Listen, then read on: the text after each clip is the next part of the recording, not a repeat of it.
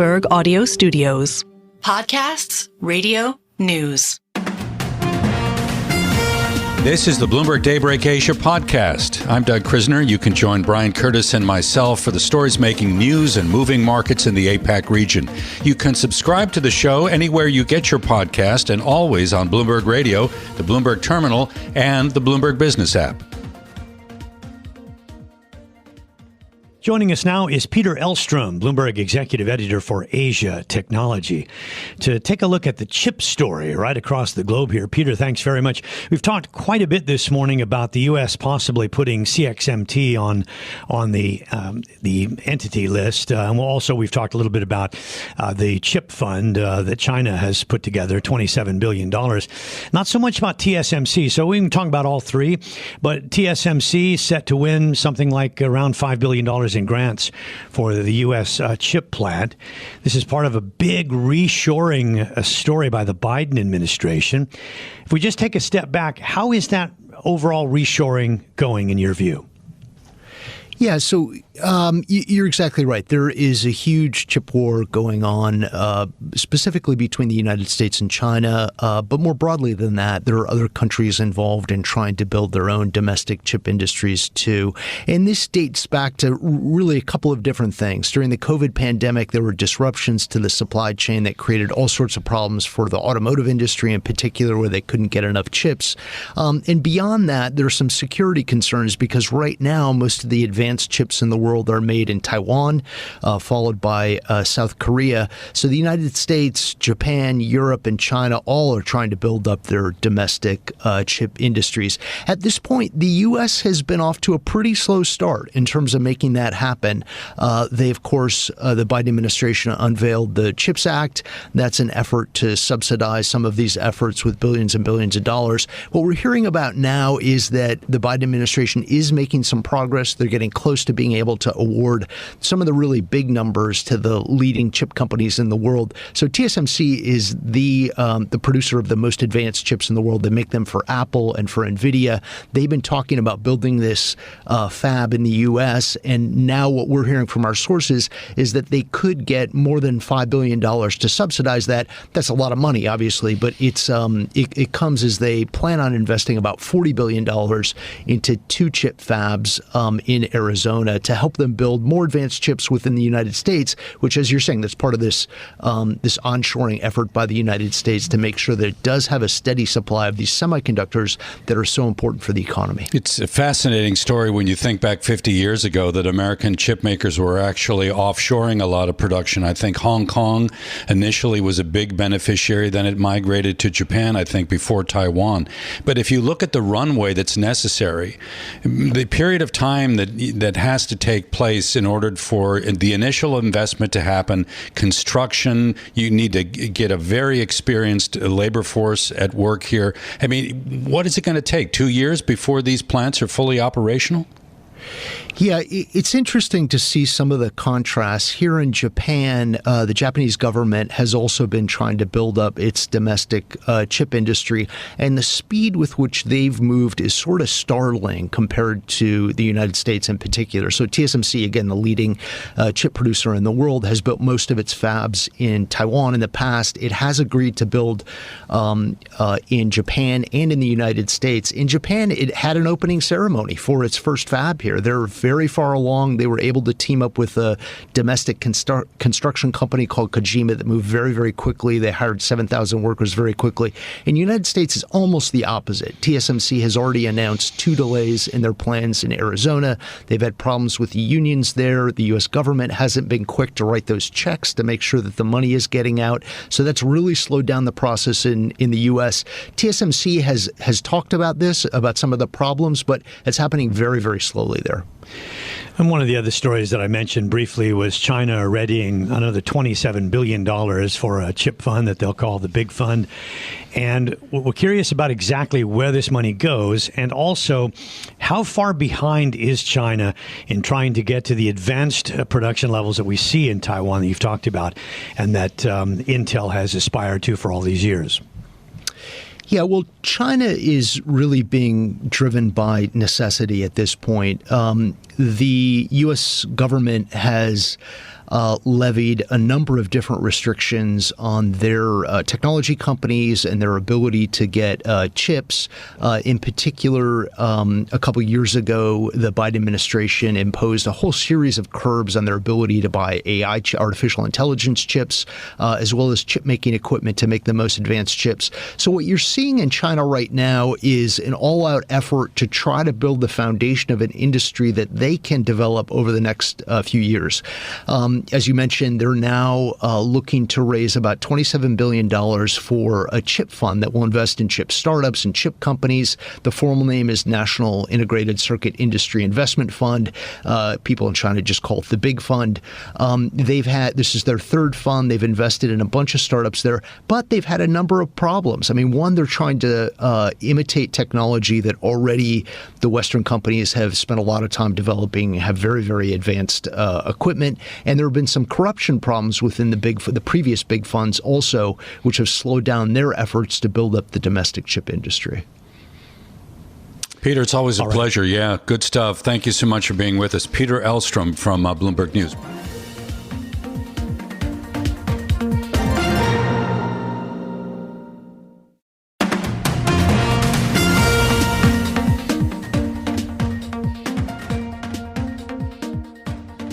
Well, let's get to our guest, Stephanie Leung, CIO at StashAway, for a closer look at markets. So we've had a week of NPC meetings, and we're kind of trying to weigh that up and see whether or not it's positive for markets or not. Your thoughts at this stage, Stephanie? Yes, good morning. Indeed, we had the NPC, which is quite anticipated. And we were all looking for kind of big numbers coming out from the event. I think mostly if I look at kind of the GDP targets, inflation targets, everything seems to be quite in line with market expectations or our expectations. For example, GDP growth of 5%, inflation of 3%, that's kind of more or less kind of in line with historical precedents and also what we're looking for. However, I think the key question really for markets and for investors now is that how are they going to achieve these targets and whether or not they can actually achieve these targets by the end of the year when the next NPC actually comes. I think mostly the concern is on the inflation side. And if you remember last year, they also had a 3% inflation target. The economy or the government actually was not able to achieve that. And for the past year, I think while the world or most developed markets are kind of concerned about inflation, China is actually on a deflation concern. And I think if you look at PPI and CPI, these have been negative for quite some time. Now, of course, we just get the latest CPI, which is positive, which is a great kind of development, but PPI still seems to be quite negative. Yeah, I think the longest streak of deflation that we've seen at the wholesale level since about 2016. Do you think that the economy, generally speaking, I hear what you're saying about the growth target, right around 5%. Maybe you're doubtful that the government will achieve that, but can you dispute the fact that there seems to be this economic malaise threatening the overall economy? Yeah, I think it's of course it's partly structural with kind of the clampdown of the property sector, which has been a great driver of the economy in the last 2 decades or so. But partially, the kind of economic downturn is cyclical as well, right? If we look at the global manufacturing indexes or the global manufacturing sector, those actually have been in a downturn for the last kind of 12 to 18 months. We're starting to see some signs of turning points. If you look at the latest kind of PMI manufacturing indexes coming out from the US or even on a global basis, these have been turning around and are positive now. So, that actually is a positive development for China economy because a significant part of China is still supported by exports. Stephanie, are we maybe overplaying the slowdown and downturn in China? Anecdotally, just talking to people coming back from Shenzhen, who go for, a lot of Hong Kong people go for day trips, and they talk about, yes. The malls are booming, the buzz is there, people are out, the restaurants are packed, you can't get into this restaurant because it's too full. It's a slightly different story that we see from the big macro numbers, and I wonder how you make sense of that. Yes, indeed. I think it's a bit of a two-speed economy, right? If you look at the consumer data, they have actually been quite good, right? If you look at, for example, the service PMI, it has been in expansion while the manufacturing side has been in a slump. So similar things are going on globally as well, right? If you look at the US, I mean, service side of things are actually very, very strong, while manufacturing is also in a slump. So I think it's not just a China problem, but of course, like for China, because it's still heavily reliant on the manufacturing side, heavily reliant on export, heavily reliant on investment, rather than consumption, which is the case in the US. Therefore, I think if you look at kind of the overall economy, just the weight of things makes China kind of, makes China's economy more vulnerable to a global manufacturing slump. So would you be putting money to work in markets in China right now? I mean, it's definitely looking more interesting compared with last year, for example. Of course, like everybody knows that China is very, very cheap, right, in terms of valuation. The problem is the lack of a catalyst for economic upturn. I think, number one, the government has been trying to stimulate the economy from a kind of monetary and fiscal perspective. Now, of course, there's a question of how much is enough. And I think if you look at kind of historical examples, the Chinese government, once they start kind of injecting liquidity, when they start stimulating, they're not going to stop until the economy actually turns around. So I think also if you look at kind of the ability for the Chinese government to stimulate, there is still potential. So I think the key is still coming back to the global economy, whether or not we see a recovery. And I think there are early signs that we are seeing part of that. Okay. Now, if we see some money come out of the Japanese and U.S. markets, which some people think is inevitable given the highs that we've seen, some of that money might go into China. But the thing is that you hear kind of a downbeat picture from investors about policy in China. They don't believe that the policy is there to drive the private sector higher over the coming years. Is the jury still out on that? Yes, I think the problem is that I guess once the confidence is diminished, it's very, very hard to bring that back, right? Yeah. And a lot of these corporates are making decisions not on a kind of 1 or 2 year basis, right? They're making decisions on a 10-year or even kind of much longer term basis. And those investments are indeed very hard to bring back. But if we look at kind of the market itself, I mean, investments money or fast money globally are much shorter term. They're much kind of faster to react. And I mentioned about kind of the cyclical problems and the structural problems of China. I think if you have the cyclical problems easing, there's still kind of a lot of room for the market to improve, right? Given that valuations are very cheap. So I do think that there could be a kind of cyclical upturn. Now, of course, for the structural issues to resolve and for a structural kind of 10-year bull market to start, the hurdle is actually a lot higher. So we have two stories that are kind of interesting today, and they clash in a way. One is the Biden administration weighing some new sanctions on a few Chinese tech companies, particularly within the realm of semiconductors. That's not new. We know the administration has been focused on restraining China's development on that front.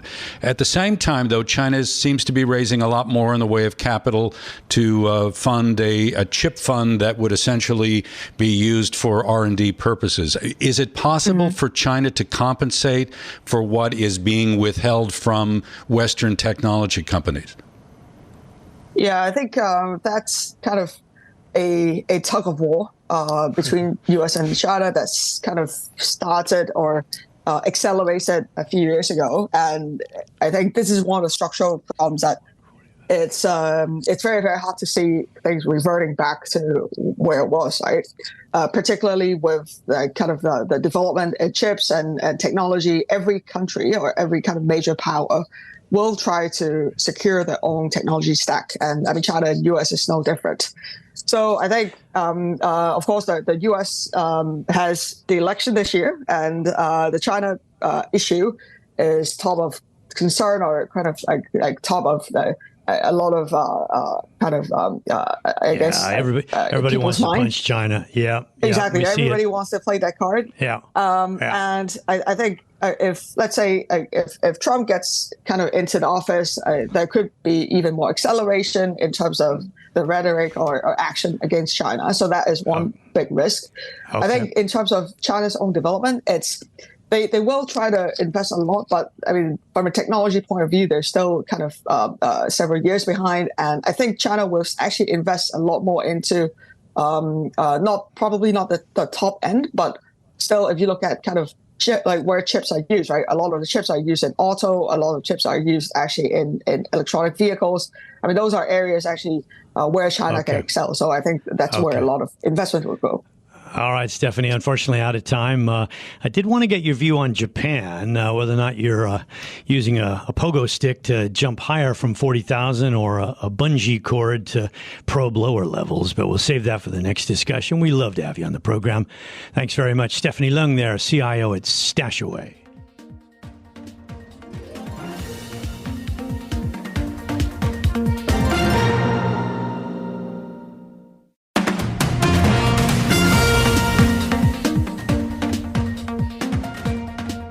Joining us on the line for this next segment is Joy Young, head of product management, MarketVector Indexes. So, Joy, how do you feel with markets at these levels here? We had a little bit of a spooky day on Friday on Wall Street. Your thoughts? Yeah, thank you. We had a very exciting week last week with, several assets hitting their all-time high. And I don't know if people still remember, we started Monday with NVIDIA, just with great earnings announcement, joining the $2 trillion club. And then we saw it pushing the S&P up. And it's not just the Mag 7, because we're seeing the equal weighted S&P 500 also hitting their all-time high. So yeah, they were going up, and then it's not unexpected to see when we have these price momentum that we're going to see some pullback and correction. So that's what we see on, what we saw on Friday. But, we're also seeing that this all-time high is spreading globally. We mentioned at the beginning of the program that, Japanese markets are hitting their all-time high. So, we're seeing that, there's now a signaling to the potential end of the Bank of Japan and their negative interest rate policy. And this, in turn, we're seeing the unraveling of the very popular carry trade, which is now impacting the dollar. So with dollar weak, we're seeing gold prices also breaking out of their range and hitting their all-time highs. So with the record highs that we've been talking about, or you just highlighted in terms of equity trading, I'm going to add to that list Bitcoin, which I think broke above 70 grand for the first time last week. And to kind of dovetail with the point you just made there about the BOJ perhaps doing away with negative rates here sometime soon, I don't know. Maybe it's March, maybe it's April. But the question is one of excess liquidity. Do we still have a certain level of excess liquidity in global markets?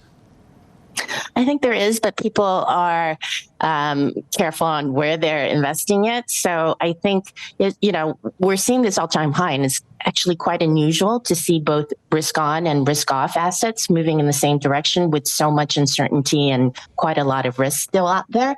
And, we know traditionally gold is a defensive asset, and it goes up when things are looking down. But the equity markets are saying that the economy is still looking pretty strong. So we also have like Bitcoin going up as, a very volatile asset class. And we're seeing that based on the trigger of there's a lot of investors trying to, allocate their money into something that isn't correlated with other asset classes because they just don't know where things may end up in the next few months. You mentioned Japan, and I had a question for you. I put a question earlier to a guest saying, if you do get a change in BOJ policy, you're going to probably see a stronger yen, and that might not be good for the stock market. But the flip side of that, which I also think is kind of interesting, is that you're going to get repatriation of Japanese assets abroad. And as that comes back in, it's going to have to go somewhere. Does it go into the bond market there, or does it go into the stock market? I would think probably the stock market is looking pretty good right now for Japan, as well as emerging markets in Asia, because they seem to have been undervalued given the rest of global markets. So there are a lot of opportunities, and maybe they will be thinking about how to hedge the dollar and, where they can put it without being exposed to dollar. So here's a question for you. We've been pondering this on the program today. Are there similarities between what we had in the equity market in the late 1990s, what many have called the dot-com bubble, and what we're seeing right now, particularly in tech that's related to the AI trade? Looking at the data, you can always draw similarities, but we don't know what's going to happen next, I think. I think, a lot of people have kind of called the similarity between NVIDIA and, Cisco. Yeah. Right? Because these are basically when you see some disruptive tech take off, what you're seeing is first the money piles in and the growth starts happening in the underlying infrastructure.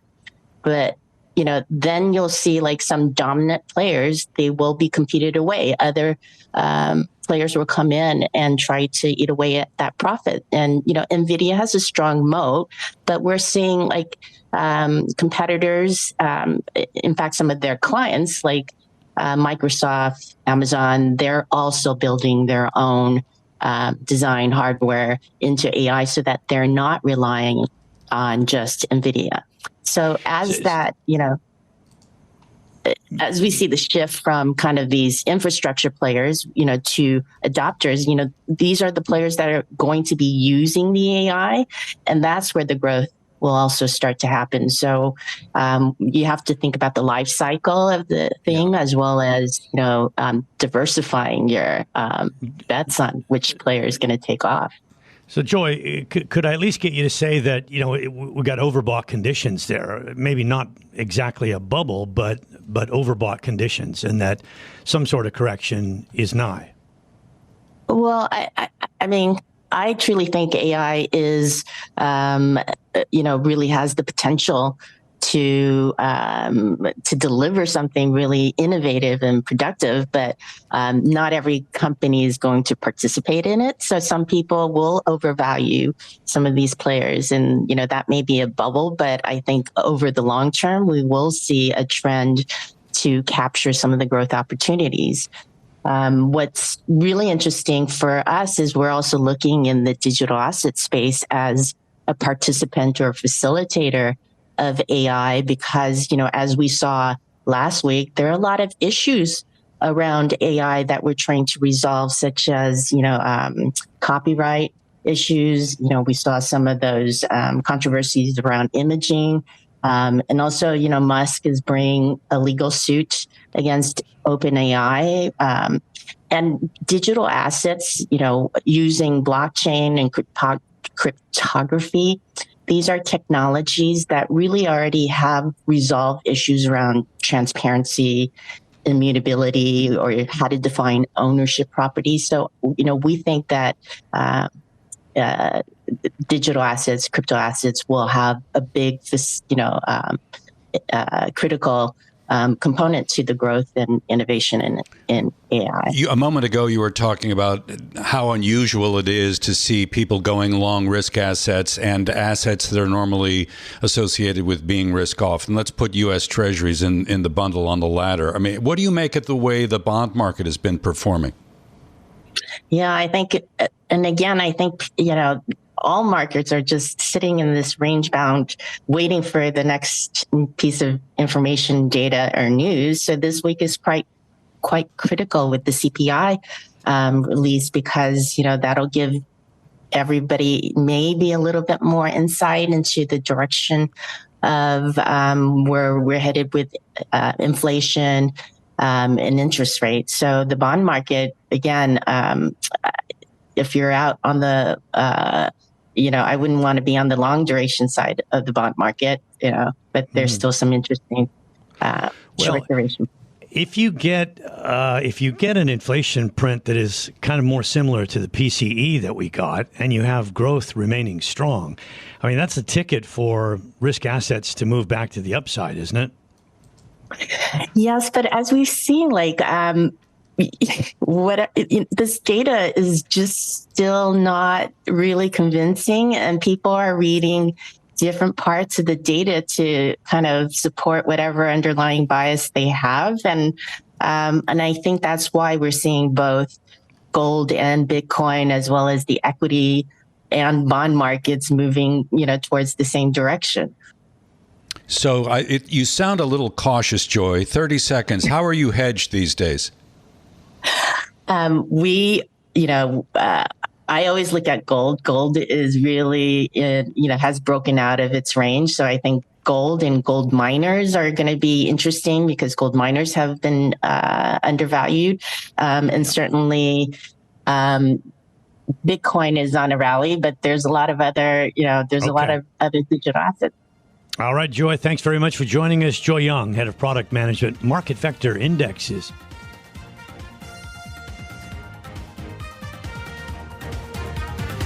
This has been the Bloomberg Daybreak Asia podcast, bringing you the stories making news and moving markets in the Asia Pacific.